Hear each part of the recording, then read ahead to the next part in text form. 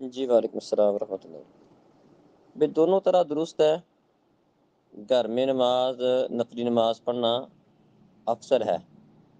نبی صلی اللہ علیہ وسلم کا فرمان بھی ہے کہ اپنی کچھ نفلی نمازیں گھر میں بھی پڑھا کرو، جبکہ نفلی نماز نبی صلی اللہ علیہ وسلم کی موجودگی میں صحابہ کرام مسجد میں پڑھنا بھی ثابت ہے، جیسا کہ مغرب سے پہلے آ کر وہ 2 رکعتیں پڑھتے تھے، اس طرح دیگر رکھتے اور فجر کی سنتیں وغیرہ دیگر رکھتے، اس کی کئی ساری دلیلیں موجود ہیں۔ صحابہ کرام مسجد میں آ کر پڑھا کرتے تھے، تو دونوں طرح درست ہے۔ ہاں، گھر میں نماز پڑھنا افضل ہے، تو کوشش کرنی چاہیے کہ اگر آدمی اس میں سستی نہیں کرتا تو وہ اپنی نفلی نماز گھر پڑھ لے، یہ افضل ہے۔